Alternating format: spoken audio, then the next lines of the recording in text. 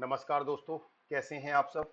मैं डॉक्टर सोनवीर सिंह राजकीय पॉलिटेक्निक जानसठ मुजफ्फरनगर से आज के सेशन में आप सभी का स्वागत करता हूं।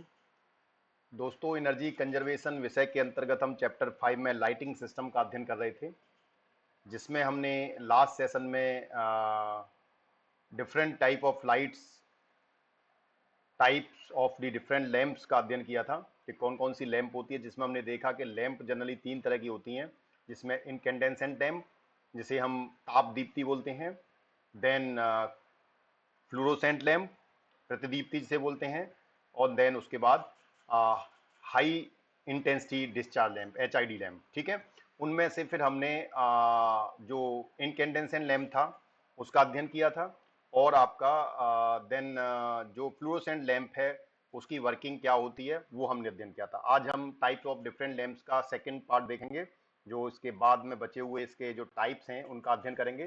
तो हमने लास्ट उसमें फ्लोरोसेंट लैंप का वर्किंग प्रिंसिपल, कैसे वो काम करती है। अब हम फ्लोरोसेंट लैंप भी हमारी दो तरह की होती थी, फ्लोरोसेंट ट्यूब लैंप, ठीक है, फ्लोरोसेंट ट्यूब लैंप और कॉम्पैक्ट फ्लोरोसेंट लैंप, जिसे हम CFL बोलते हैं। तो अब हम इनका आज के सेशन में इनका अध्ययन करेंगे। तो सबसे पहले फ्लोरोसेंट ट्यूब लैंप जो है, क्योंकि वो ट्यूब की फॉर्म में है इसीलिए वो डिफरेंट तरह की साइजेज में अवेलेबल है, जिसमें फ्लोरोसेंट ट्यूब लैंप जिसे FTL बोलते हैं, ये एक तो लीनियर ट्यूब्स होती हैं। इसमें लीनियर ट्यूब में इसकी जो लेंथ है, जैसे इनका एक मेजरमेंट, एक स्टैंडर्ड नेम है जिसे हम T12 के नाम से जानते हैं, और इसका जो साइज है 38 mm बोलते हैं, और 1.5 इंच का इसका डायमीटर होता है। लीनियर ट्यूब के अंदर दूसरा जो मॉडल आता है that is T8, that is called 25 mm, इसे 25 mm बोलते हैं, और इसका जो डायमीटर है वो 1 इंच का डायमीटर होता है। ठीक है, देन उसके बाद आता है T5, T5 इज 16 mm, इसकी जो लेंथ है वो 16 mm है, और 5/8 इंच इसका डायमीटर होता है।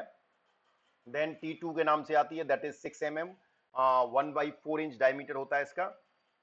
तो ये इस तरह की, ये this is the fluorescent tube lamp, ये ट्यूब की फॉर्म में होती है। ठीक है, इसीलिए से और इसका प्रिंसिपल वही है जो हमने फ्लोरोसेंट ट्यूब का लास्ट सेशन में देखा था। जो भी स्टूडेंट आज चैनल से पहली बार जुड़े हैं उनसे निवेदन है, कृपया चैनल को सब्सक्राइब कर लीजिए और नीचे बने बेल आइकन को क्लिक कर लीजिए। जो स्टूडेंट आज पहली बार जुड़े हैं उनसे निवेदन है इससे पहले वाला सेशन जरूर देख लें आप, जिससे आपको इसकी वर्किंग प्रिंसिपल हमने उसमें डिस्कस किया है।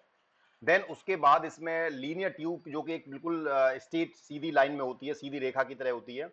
उसके बाद दूसरे तरह की जो ट्यूब्स होती हैं इसमें यू बेंड ट्यूब होती हैं, जो यू की शेप में मुड़ी हुई होती हैं, उनको यू बेंड ट्यूब शेप बोलते हैं। इनमें भी डिफरेंट साइज की ट्यूब्स अवेलेबल हैं। जैसे देखें T12 अगेन 38 mm, डेढ़ इंच का डायमीटर होता है इसका। T8 है 25 mm, 1 इंच का डायमीटर।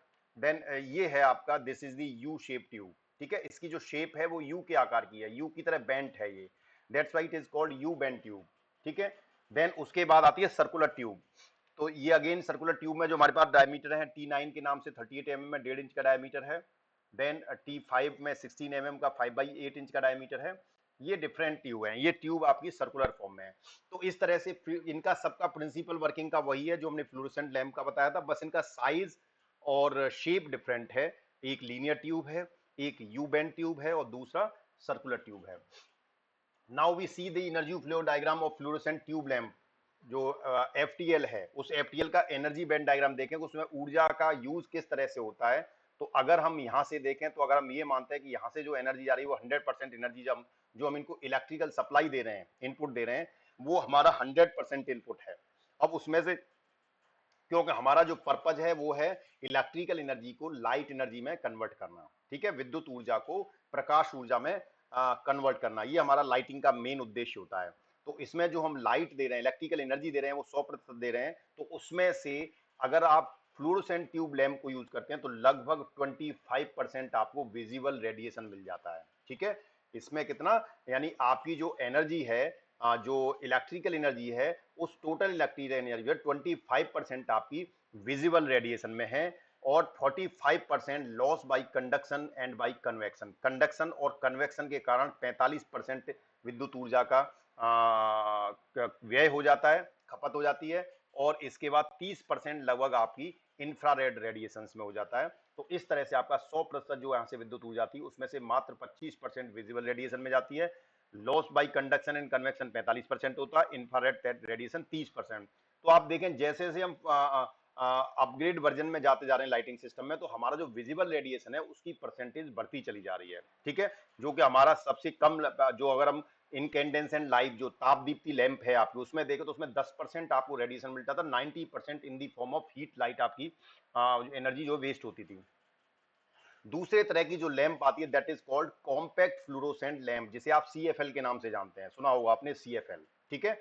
तो CFL is called compact fluorescent lamp. तो इसका प्रिंसिपल तो वही है फ्लोरोसेंट लैंप का, लेकिन कॉम्पैक्ट फॉर्म में है ये। तो आप इसका देख रहे हैं साइज काफी स्मॉल साइज में हो गया। आप जो पहले आपको बिग साइज में लीनियर जो लैंप था काफी लॉन्ग साइज का था, अ compact fluorescent lamp that is called CFL, also called compact fluorescent light, energy saving light and compact fluorescent tube. इसे कॉम्पैक्ट फ्लोरोसेंट ट्यूब या एनर्जी सेविंग लाइट भी बोलते हैं, क्योंकि इसमें ऊर्जा की काफी बचत होती है।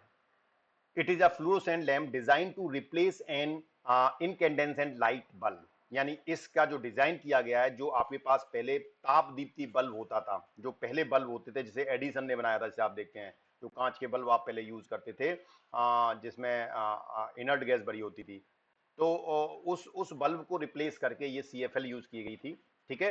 तो इसने इनकैंडेसेंट लाइट बल्ब जो है उसको रिप्लेस किया, ठीक है। It is available in screw type. आप देखें इसको जब हम फिट करते हैं तो यहाँ पर स्क्रू टाइप में चूड़ी बनी हुई है, तो जो इसका होल्डर है, होल्डर में जब आप इसे फिट करते हैं तो आपको उसको टाइट यानी एक तरह से रोटेट करके कसना पड़ता है, उसको चूड़ियां जैसे कसते हैं उस तरह से, ठीक है। तो ये दोनों तरह से अवेलेबल है, ये स्क्रू टाइप में भी अवेलेबल है। It is also can fit into the light fixture design for incandescent bulb. ये स्क्रू टाइप में भी है और पिन टाइप में भी अवेलेबल है। जो आपने पहले 100 वाट के बल्ब देखते थे उसमें देखते थे आप दोनों साइड में यहाँ पर पिन बनी रहती थी, और उस पिन के हिसाब से आप उसे अपने होल्डर में पिन के साथ रोटेट करते थे, तब वो उसमें फिक्स होती थी आपकी, ठीक है। इनकैंडेसेंट लैम्प जो ये CFL दोनों टाइप से अवेलेबल है, आपको स्क्रू टाइप में भी अवेलेबल है, चूड़ी कसने वाली सिस्टम भी है और इसके साथ साथ पिन वाला भी है। और सबसे अच्छी बात इसकी ये है कि इसका जो डिजाइन फिक्चर है वो इस तरीके से बनाया गया है कि जो आपके पहले बल्ब के होल्डर होते थे, जो इनकैंडेसेंट लैंप को आप लगाते थे, यानी 100 वाट के बल्ब, 60 वाट का बल्ब या 200 वाट का बल्ब जो आप पहले लगाते थे, उस बल्ब वाले होल्डर में ही ये फिट हो जाती है। यानी इसका फिक्चर इस तरीके से बनाया गया है कि आपको उसमें उसके होल्डर को रिप्लेस करने की आवश्यकता नहीं है, ठीक है। ये पिन टाइप CFL है, ठीक है। पिन बनी हुई यहाँ पर पिन टाइप है, आप सीधा इसे लगा देंगे, पिन आपकी टच हो जाएंगी आपकी पॉजिटिव नेगेटिव से, और इसके अकॉर्डिंग यहाँ पर आपके सप्लाईज में पहुंच जाएगी। वर्किंग वही है, फ्लोरोसेंट लैंप का वर्किंग हम ऑलरेडी देख चुके हैं लास्ट सेशन में। For a same amount of visible light, CFLs use 1/5 to 1/3 the electric power and last 8 to 15 time longer। यानी कि अगर हम फ्लोरोसेंट लाइट यानी CFL की बात करें, फ्लोरोसेंट लैंप की, अगर फ्लोरोसेंट लैंप को आप यूज करते हैं तो ये लगभग 1/5वां भाग या 1/3 इलेक्ट्रिक पावर का कंजप्शन कम कर देती है। यानी अगर उसमें आपकी 100 वाट की बात अगर पावर खर्च हो रही है तो ये आपकी 1/5 का ना 20 वाट में काम कर देगी, ठीक है। और जबकि आपके पास अवेलेबल में देखें तो लगभग ये आपके पास 10 वाट, 12 वाट, 15 वाट, 20 वाट में अवेलेबल है। लेकिन जो 100 वाट का बल्ब आपको रोशनी देता है वही काम आपकी 20 वाट की CFL दे देती है। यानी लगभग एक से 1/5 टाइम्स, जो 1/5 जो है आपकी पावर कंजप्शन कम हो गया, ठीक है। और लगभग 8 गुना इसकी लाइफ उससे ज्यादा होती है बल्ब से, ठीक है। तो इसकी लाइफ ज्यादा है, पावर कंजप्शन कम है। CFL has a higher cost than a incandescent lamp, लेकिन इसकी कॉस्ट जो है वो बल्ब से ज्यादा होती है। बल्ब आपका नॉर्मल जो ताप दीप्ति बल्ब है, इनकैंडेसेंट लैंप है, वो आपकी 10 से 15 रुपए में आ जाती है। लेकिन आपकी वहीं CFL अगर आप लेते हैं तो ये CFL आपको 80-90 रुपए की CFL लगभग 100-125 रुपए में मिलता है। लेकिन इसकी इनिशियल कॉस्ट जरूर ज्यादा है, लेकिन अगर आप इसे बल्ब को रिप्लेस करके यूज करते हैं तो ये आपकी in terms of energy saving आपको काफी सारा मॉनिटरी फायदा देती है। Like all fluorescent lamp, CFL contains toxic mercury which complicates there disposal, ठीक है। और फ्लोरोसेंट की लैंप जो हमने पहले पढ़ी, उन फ्लोरोसेंट लैंप की अपेक्षा जो CFL है, इसमें एक चीज हार्मफुल होती है, इसमें एक टॉक्सिक मरकरी होता है, एक मरकरी होता है जो हेल्थ के लिए और काफी नुकसानदायक होता है, और इसको डिस्पोजल करना बहुत आसान नहीं है, यानी इसका डिस्पोजल बहुत मुश्किल। जैसे आप प्लास्टिक देखते हैं, ठीक है, पॉलीथीन या प्लास्टिक को जो आप देखते हैं उसका प्लास्टिक का डिस्पोजल आसान नहीं है, डिस्पोजल करना उसको पॉसिबल नहीं है, ठीक है। उसे आप रीयूज तो कर सकते हैं लेकिन आप डिस्पोज नहीं कर सकते उसको। तो इसी तरह से इस CFL का डिस्पोज करना, इसको खत्म करना, समाप्त करना वो बहुत मुश्किल है। और इसमें एक टॉक्सिक होता है, जो कि आपकी हेल्थ के लिए भी टॉक्सिक मरकरी होता है, जो हेल्थ के लिए भी नुकसानदायक होता है। ठीक है, तो ये आपका CFL का एक ड्रॉबैक है बस केवल। इसके अलावा नेक्स्ट जो लैंप आता है आपका, that is called sodium vapour lamp. ठीक है, अब हम दूसरे तरह के लैंप में आए, sodium vapour lamp. Sodium vapour lamp are two types, लग जाने दो टाइप के होते हैं। Low pressure sodium vapour lamp, जिसे हम LPSV बोलते हैं, low pressure sodium vapour. And दूसरे टाइप का होता है high pressure sodium vapour lamp, जिसे हम बोलते हैं HPSV। तो सोडियम वेपर लैंप जनरली आपका दो तरह का होगा। लो pressure sodium vapour lamp, a low pressure sodium vapor lamp or LPSV lamp is termed as a miscellaneous discharge lamp, as it possesses some characteristic of high intensity discharge lamps as well as it resembles fluorescent lamp in other areas। यानी एक तरह से जो sodium vapour lamp है, ये एक तरह से एक इसमें कुछ करेक्टरिस्टिक आपकी हाई इंटेंसिटी डिस्चार्ज लैंप की तरह होती हैं, लेकिन इसका जो प्रेशर है वो काफी कम होता है। Basically and low pressure sodium vapour lamp is a gas discharge lamp that use sodium in an excited state to produce light.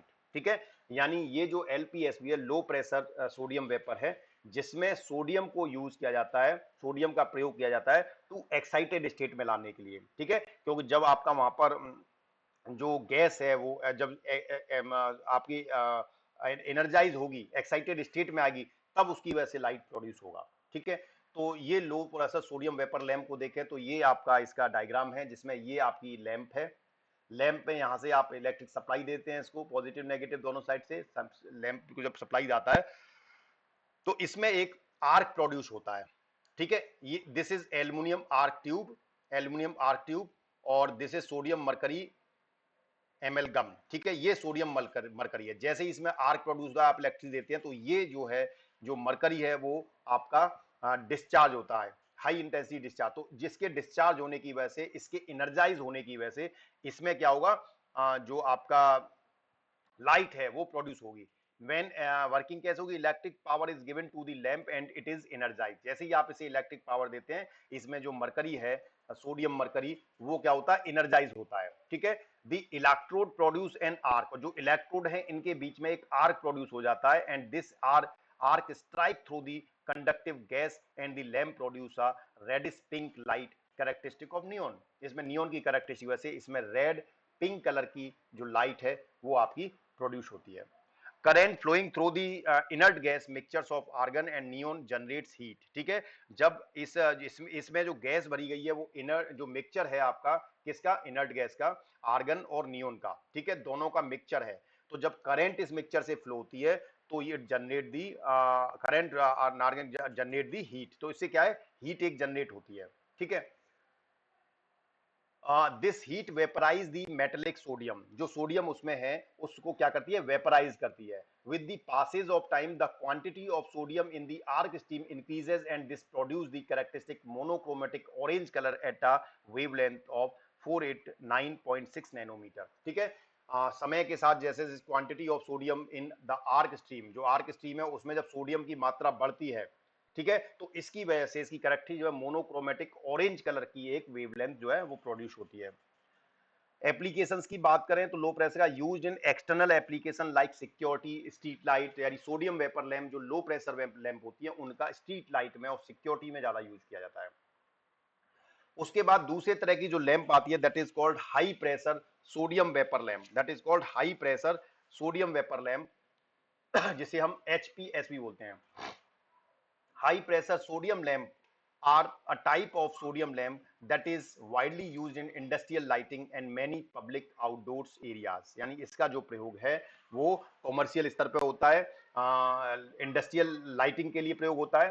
In a high pressure sodium lamp a compact arc tube contains a mixture of xenon, sodium and mercury. ठीक है, इसमें जो mixture है वो xenon, sodium and mercury, ये तीन का mixture इसमें होता है।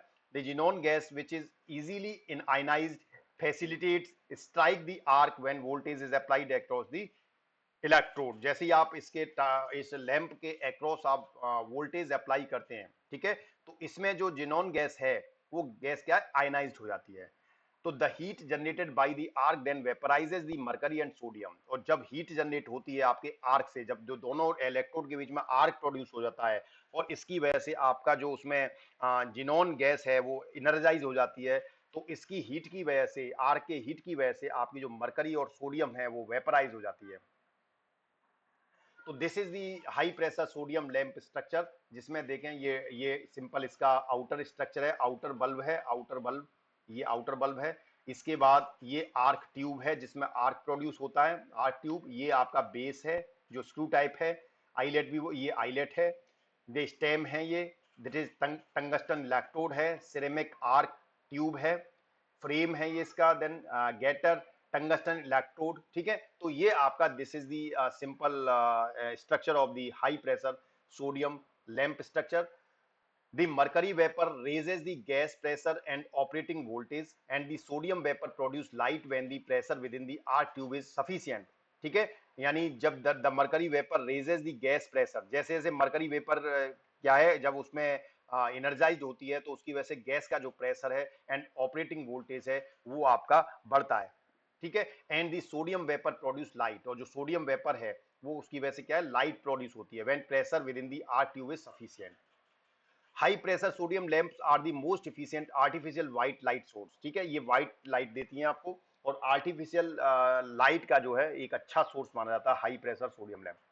दे are commonly used in public parking lots, roadways and other security areas, excuse me. तो ये आपका डिफरेंट एरिया में यूज किया जाता है। अगर हम एनर्जी फ्लो डायग्राम की बात करें तो इसमें जो आपका रेडिएशन है, विजिबल रेडिएशन, वो लगभग 30% होता है, ठीक है। 30% विजिबल रेडिएशन है, 50% इसमें loss by conduction and convection है, 0.5% यूवी रेडिएशन है, और 20% इंफ्रारेड रेडिएशन है। इस तरह से इसमें एनर्जी डायग्राम में आपकी जो टोटल 100% इलेक्ट्रिकल एनर्जी है वो किस किस फॉर्म में कितना परसेंट कन्वर्ट होती है वो आपका ये बताता है। So thank you very much, thanks for your patience. जो भी स्टूडेंट आज चैनल से पहली बार जुड़े हों उनसे निवेदन है कृपया चैनल को सब्सक्राइब कर लीजिए और नीचे बने बेल आइकन्स को क्लिक कर लीजिए, जिससे आपको लेटेस्ट अपडेट्स और नोटिफिकेशंस प्राप्त होते रहें। धन्यवाद।